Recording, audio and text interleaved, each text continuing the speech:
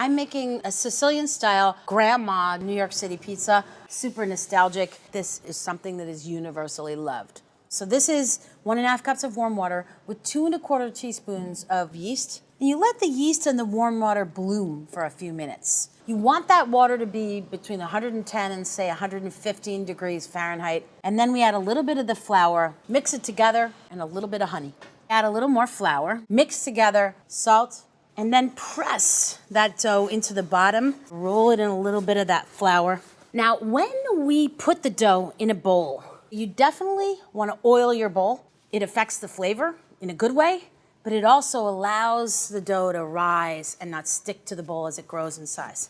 And we're gonna let this settle in until it doubles in volume. All right, tomato sauce, 28-ounce can of whole peeled tomatoes, and just start simmering and reducing that. Some onions sliced, pinch of salt, grated garlic, dried oregano right in there, garlic powder, tomato paste. Give it a stir or two. Now the tomatoes. Break them down a little, and then you need a little water in there. That buys me a little bit of time for those tomatoes to soften before I run out of liquid. And we're gonna let these two pieces of the sauce simmer separately for say 10 to 15 minutes. And then bring the two halves together.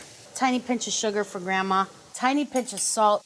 This probably makes between 2 and 3 cups of sauce. Now, right in the blender, and then blend to get that pizzeria deliciousness. Okay, so here's our dough. Now, this recipe makes 2 pizzas. So I'm gonna cut the dough in half. Stretch this a little bit, really with your hands. Use a rolling pin, just nice and easy. And I just lay it out on a baking sheet, gentle pricking with a fork to keep it from puffing a lot as it cooks. Spumoni garden style cheese on the bottom. Sauce, lay it on top, and then we'll do a little spreading. I don't really want to mix too much. And then we're gonna go into a 450-degree oven, 12 minutes, then we'll just rotate the tray halfway and go another 12. So I've got just some fresh ricotta cheese. To that, I'm gonna add a tiny pinch of red pepper flakes, a little salt, because ricotta is naturally sweet. Grate some parm in there.